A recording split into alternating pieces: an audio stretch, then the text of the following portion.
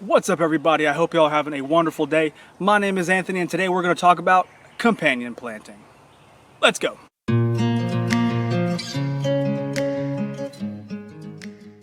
Alright, so today I'm going to do a really quick impromptu video on companion planting. A lot of us are getting our gardens down.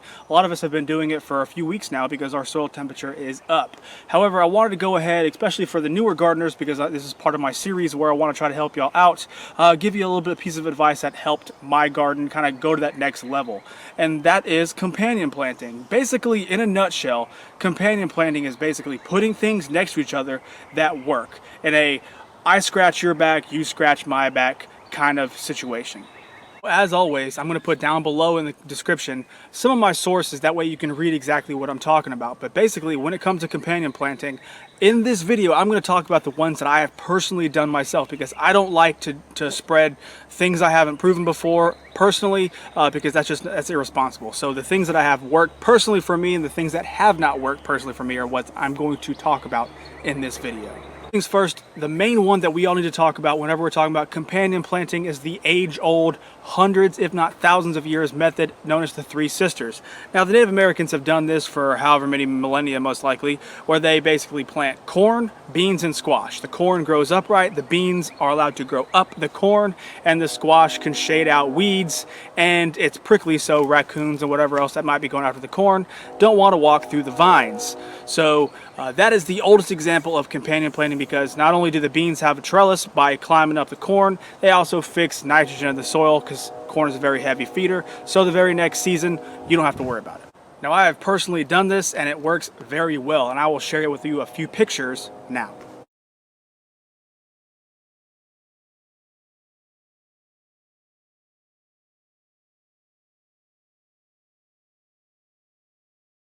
Another one I'd be remiss if I did not mention would be the tomato-basil relationship. If you've ever tried growing tomatoes, you know very well that there is something called a tomato hornworm that can absolutely decimate your crop overnight almost. It's a green worm that's got a horn on its butt that will destroy, literally eat everything within 1 or 2 nights. So you want to make sure that you are not only looking at for this worm daily, but something that I've noticed that when I started planting my basil next to the tomatoes, maybe it has something to do with the aroma emanating from the basil, the fact that the basil puts out something in the roots that's picked up by the tomatoes, I don't know. But not only do the tomatoes grow more vigorous, but they also don't seem to have as much problems with the hornworm. So every time I plant tomatoes now, I've been planting basil right next to it, and not only do I get a better tomato crop, but I have a less hornworm issue. I don't know what it is, but it totally works for me.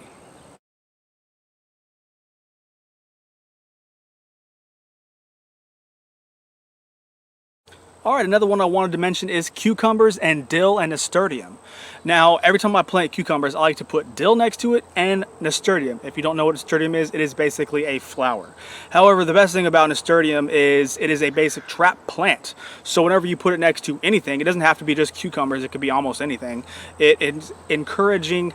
If there is an aphid problem, they will attack the nasturtiums first. It is known as a trap plant because it is so good to them. They would much rather eat that than your other stuff. So basically, when you're putting nasturtium everywhere, you're giving an excuse for the bugs to eat that instead of the plants you actually want. Now, plus side with nasturtium, you can actually eat the blossoms. They're very good in salads. They taste very peppery. So I highly, encourage you to grow those anyway. But when it comes down to dill next to your cucumbers, and keep in mind, when I say cucumbers, I mean anything cucurbit, so squash, melons, whatever. But with dill, the good thing about it is it encourages predators, predatory wasps, all those good insects that come to your benefit. And the reason why I bring both of them up is because for the last 2 years I've been planting dill and nasturtiums next to my cucumbers and squashes, and I have really seen a very big decrease in cucumber beetles, squash bugs, stink bugs, and aphid issues. So that's why I wanted to bring that up.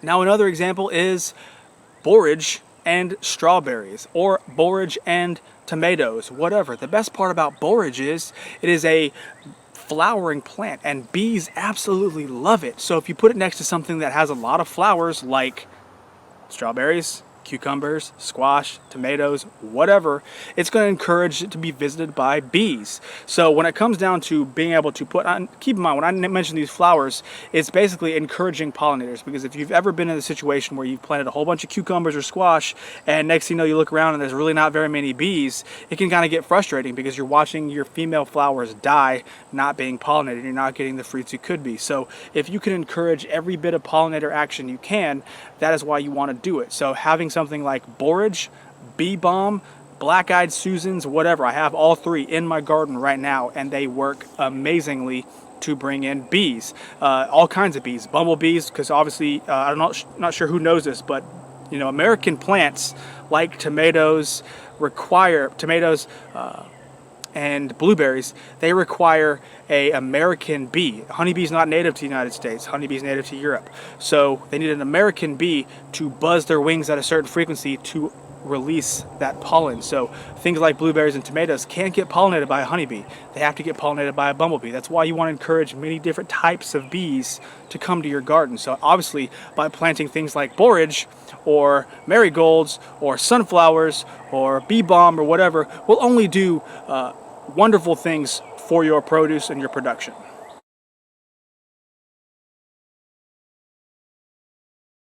Finally, one of my absolute favorite companion plants is marigolds. You can put them everywhere you have space. The reason why I like them is because not only do humans think they stink, but so do rabbits and deer and all the other big pests. But not only them, but small pests as well. It is a very good deterrent, so it confuses. The smell they put off confuses a lot of bugs. And when they confuse a lot of bugs, they're not going to attack your plant because they're not really going to know where to land. So by putting marigolds everywhere and it puts off that stink, it throws off the bug's perception of where they got to land. So whenever you get an extra spot, you want to put in some marigolds, because not only does it help against those, if you get the French style, it also discourages root knot nematodes. It actually kills them.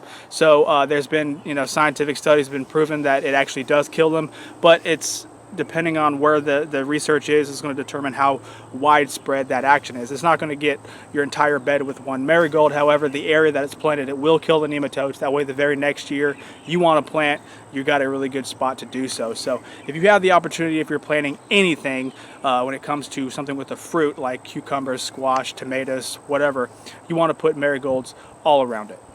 Now, not everything is good and hunky-dory. Obviously, you're going to get some things that do not like being next to each other. One of those big ones is fennel. Nothing likes growing next to fennel, but also I wanted to mention the relationship between potatoes, tomatoes, and peppers. You don't want to put those successively right next to each other, because when you do, you're encouraging insects and blight. The same blight that attacks your potatoes will eventually go after your tomatoes and your peppers if you plant them right next to each other. So it is not a very good idea to plant them right next to each other for that reason. So that's one of the enemies, I guess you could say. But there's also other things that don't like it because they share the same nutrient needs. They want the same nutrients, so they're going to compete for it. So when you plant them next to each other, it's going to stunt the growth of both. Obviously, I'm going to leave that down to the list below. That way you can see what I'm talking about there. But hey, I just wanted to mention that to say I did. All right, like I said, this is a really short video, really easy. I'm just sitting down in the garden having a conversation with the camera. So if you learned something from this video, please do me a favor and give me a thumbs up. It really does help out my channel. Subscribe if you haven't, and I will catch y'all later, okay? Bye.